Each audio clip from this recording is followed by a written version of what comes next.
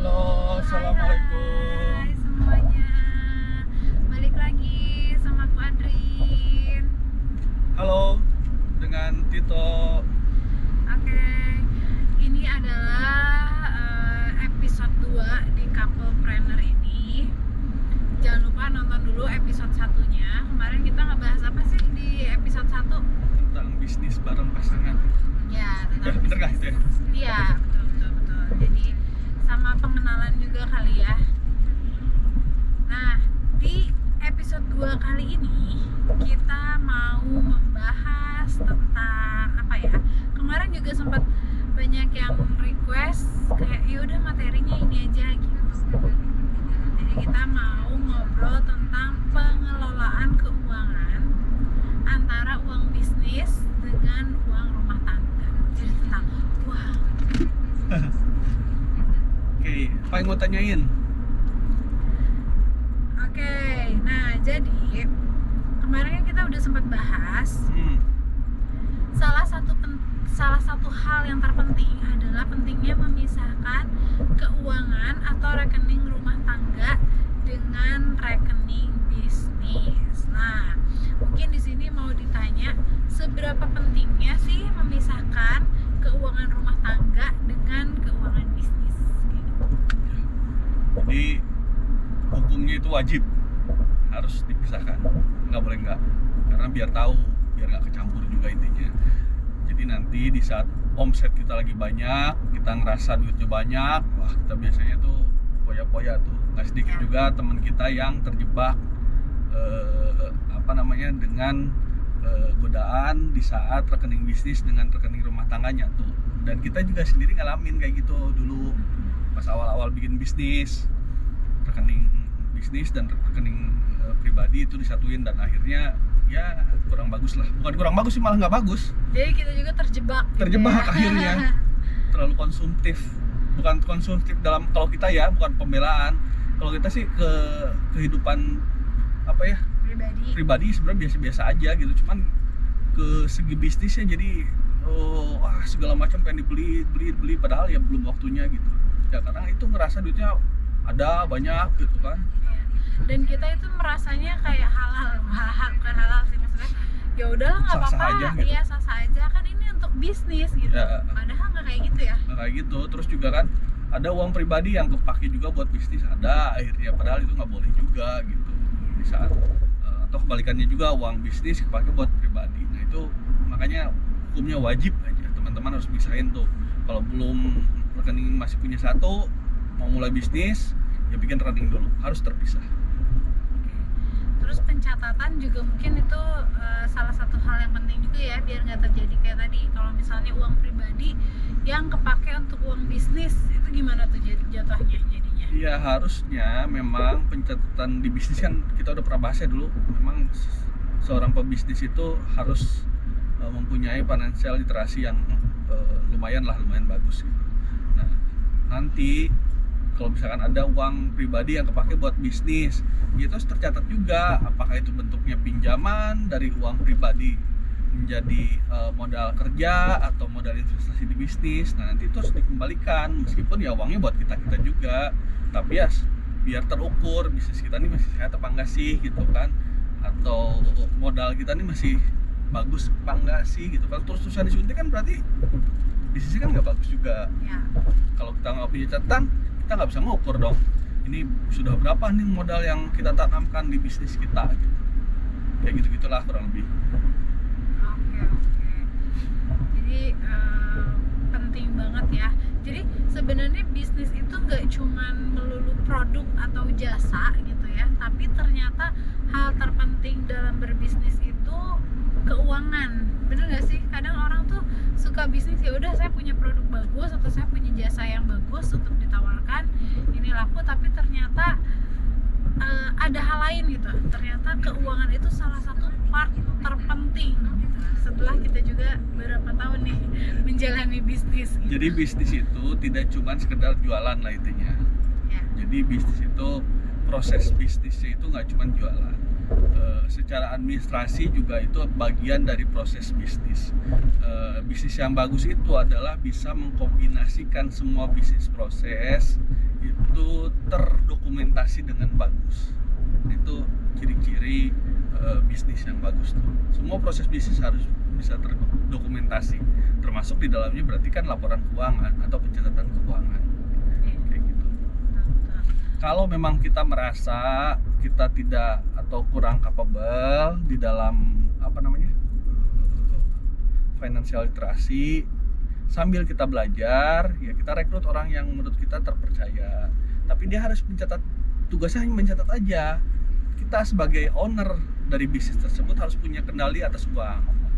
Prinsip kami, uang masuk itu, prinsip kami berdua nih, uang yang masuk nggak usah lapor ke kita, tapi uang yang keluar itu sebesar apapun harus lapor ke kita. Nah itu prinsipnya. Jadi kita harus punya kendali atas keuangan sebagai business owner.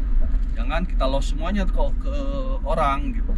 Jadi misalkan penandatanganan cek atau giro atau cashnya ya kita yang pegang. Jadi orang lain itu cuma mencatat aja, sebatas pencatatan aja.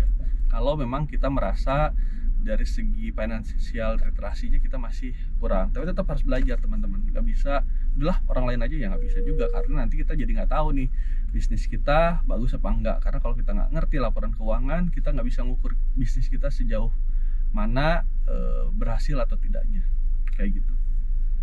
Oke. Jadi kalau misalnya udah bisa bisnisnya ini udah mampu meng-hire profesional, mungkin itu tadi ya, kita coba mengambil profesional tapi dengan kendalinya tetap ada di owner gitu ya. Iya, betul. Tapi kalau misalnya belum bisa nih meng-hire profesional, berarti tadi ya yang belajar tadi kayaknya sekarang udah banyak juga ya, belajar bisa dari mana aja gitu ya, di YouTube juga udah banyak gitu, pelatihan juga udah banyak.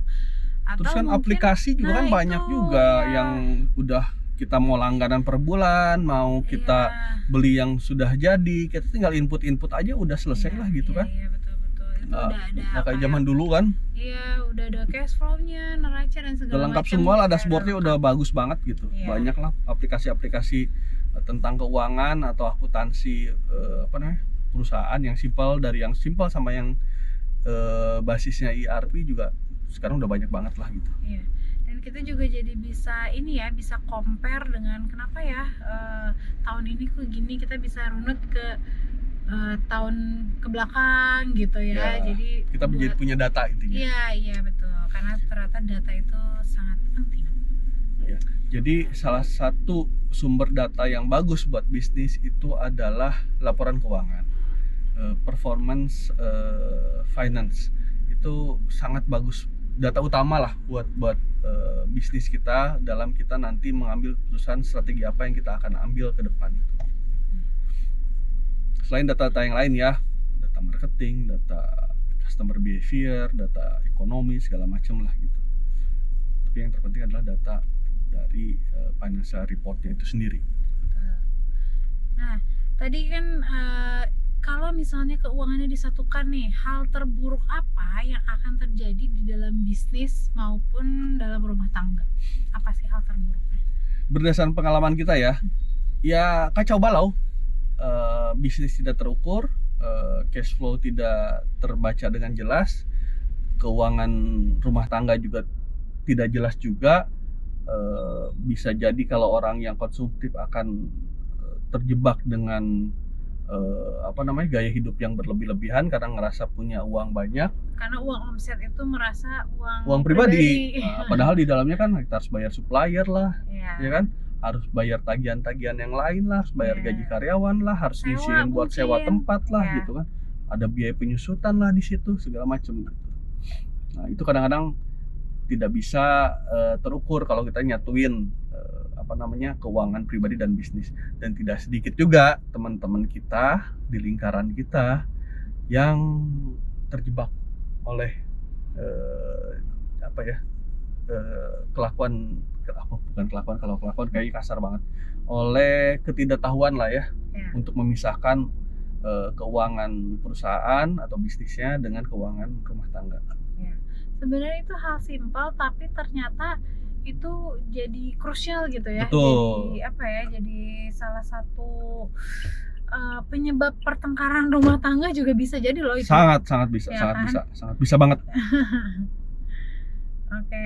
Nah, tadi sepenting apa memiliki catatan pengeluaran serta pemasukan sekecil apapun itu. Tadi udah sempat Iya, di-mention iya. juga. Jadi Penting sangat banget lah. penting ya, sangat penting gitu. Biar tahu juga bisnisnya sehat atau enggak. Nah, terus keuangan couplepreneur itu lebih baik diatur oleh istri atau oleh suami, atau lebih baik memiliki konsultan khusus keuangan. Mungkin enak sama istri, suami, atau profesional gitu kali ya. Keuangan apanya nih? Keuangan bisnis atau keuangan rumah tangga atau apa nih? Keuangan Semuanya? ya boleh. Jadi, Bisnis sama rumah tangga bisa saya aja kali. yang bisnis dulu ya. Ya. Kalau yang bisnis tergantung siapa yang punya financial literasi lebih bagus. Itu istrinya atau suaminya. Kalau memang suaminya jago di operasional marketing misalkan, oh istrinya jago di lebih teliti lah dari segi pencatatan, ya berarti istrinya aja yang pegang keuangan. Tapi kalau istrinya lebih jago di marketing sama operasional, ya sudah suaminya berarti yang pegang keuangan.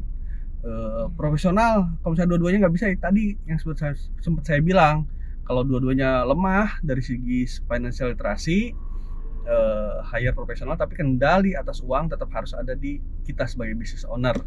Nah, terus untuk urusan rumah tangga ini kesepakatan aja, tapi juga ini saya coba berusaha untuk memberikan pandangan dari kedua belah pihak ya, kacamata kedua belah pihak.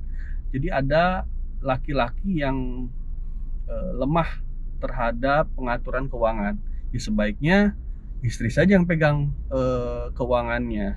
Tapi ada juga laki-laki yang ngerasa harga diri atau proud dia sebagai laki-laki itu terletak di saat dia mengatur keuangan. Ya nggak apa-apa juga selama dia harus bisa mengatur keuangan dengan baik. Misalkan gini, oh saya mah kalau jadi suami itu lebih gagah nih di saat istri saya minta sesuatu, saya memberikan uang, bukan istri saya meskipun uangnya dari saya. Misalkan istri saya minta dibeliin tas nih, dia tuh akan lebih bangga misalkan, "Pak, saya beli tas nih."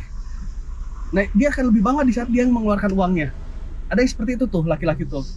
Ada yang laki-laki udah masa bodoh aja, itu kan uangnya dari kamu juga, udah kamu beli apa aja lah, serah. Yang penting kamu punya pos-posnya tuh sudah diatur. Ini pos buat kebutuhan sehari-hari, ini buat konsumtif segala macam gitu. Nah, tergantung tuh si siapa nih, yang suaminya atau istrinya yang lebih disiplin untuk mengatur keuangan. Tidak ada yang benar atau salah dalam hal ini. Tapi keputusan terakhir ya tetap sebagai kepala rumah tangga harus megang kuasa penuh terhadap final decision-nya gitu. Ya. Intinya komunikasi dan juga kerjasama ya. Ya, Ya, pokoknya kesepakatan aja sih itu kalau itu. Ya, kalau di kita sebenarnya dua-duanya juga pegang uang ya, jadi beda posnya aja sih. Kalau Tapi yang saya, tabungan tuh biasanya istri lah kalau saya, karena saya lebih konsumtif dibanding istri gitu. Iya. Makanya udahlah uang tabungan tuh di istri aja, jangan di saya gitu. Jadi kayak misalnya, oke, ini uangnya dari suami, nanti saya bagian ngatur aja gitu. Tapi ya itu bebas sih, balik lagi ya, karena semuanya juga apa ya, semuanya itu beda-beda ya. Beda-beda, nggak ada benar atau salah makanya. Iya, betul. Gitu. Yang penting komunikasi aja. Iya. Oke. Dan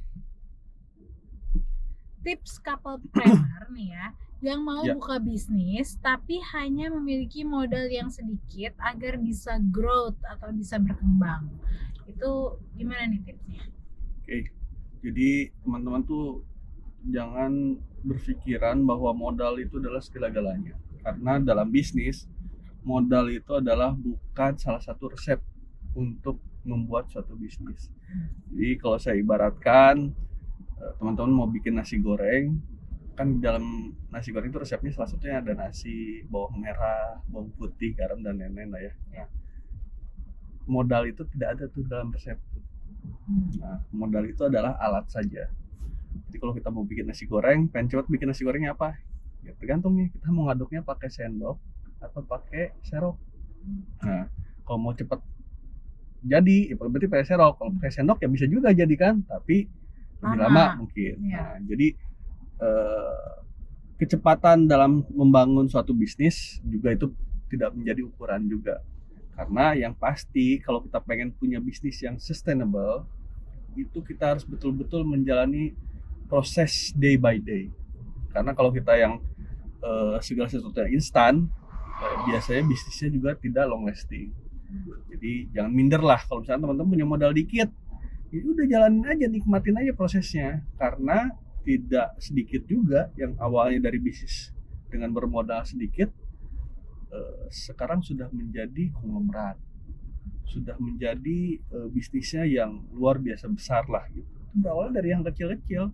Jadi jangan pernah menyepelekan hal yang kecil, termasuk juga kalau teman-teman punya modal sedikit atau kecil, itu jangan merasa minder dan jangan merasa sepele, karena dari yang kecil itu sesuatu akan menjadi besar. Oke.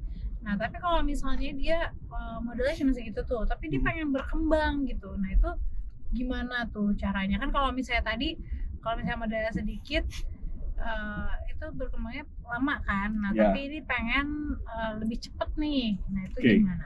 Jadi pengen akselerasi misalkan ya, teman-teman bisa punya ide yang teman-teman anggap ini bagus nih dan perlu momentum yang pas lah gitu. Tapi dari segi kapital teman-teman terbatas gitu. Nah, ada strategi namanya adalah joint partner atau ya funding yang lain lah gitu. Tapi kalau untuk awal-awal saya tidak merekomendasikan untuk teman-teman meminjam kemanapun itu, mau ke bank, mau ke perorangan atau siapapun yang sifatnya meminjam, yang orang yang menyerahkan uang itu tidak mau berbagi risiko, saya tidak menyarankan. Jadi teman-teman bisa melakukan cari strategic partner, cari atau pasif investor. Nah, itu bisa teman-teman lakukan. Tapi teman-teman harus yakin tuh bahwa teman-teman bisa terbuka untuk memberikan performa perusahaan, termasuk juga di dalamnya laporan keuangan terhadap strategic partner itu atau terhadap investor yang bersedia menanamkan modal di usaha teman-teman. Karena mereka dengan menyerahkan sejumlah dana itu, mereka juga dengan menaruh harapan mereka dan kepercayaan mereka di teman-teman. Jadi harus betul-betul teman-teman jaga tuh kepercayaan mereka, karena sekali mereka kecewa, susah lagi kita untuk mendapatkan kepercayaan dari mereka dan dari yang lainnya. Karena bisnis it's all about trust. Jadi harus amanah gitu ya orangnya. Harus amanah. Oke, gitu teman-teman. Kalau misalnya yang tadi tips, jadi bisa apa tadi, join, cari partner Ya. atau pasif Investor. gitu ya. Tapi hindari, kalau bisa untuk awal-awal hindari dulu peminjaman ke Siapapun. siapapun gitu ya. Peminjamannya di sini maksudnya peminjaman yang berbunga kali ya? Ya, nggak berbunga pun jangan. Meskipun sifatnya hanya meminjamkan tanpa bunga sekalipun, karena risikonya kan tetap di kita. Misalkan nih bisnisnya fail, berarti kan kita punya kewajiban tuh untuk mengembalikan dana itu ke si peminjam. Tapi kalau kita dengan berbagi resiko dengan strategic partner atau pasif investor, itu kan berbagi resiko. Untung dibagi, rugi juga dibagi. Itu maksudnya. Kenapa tidak boleh meminjam dulu? Karena si peminjam pasti tidak mau berbagi resiko, karena judulnya kan minjemin, bukan invest. Oke, gitu. Jadi tips buat dilirik sama investor itu bisnisnya orangnya juga harus amanah kali. Ya. Oke, teman-teman, makasih banyak yang udah nongkrongin kita di episode 2. Sampai jumpa di episode selanjutnya. Assalamualaikum.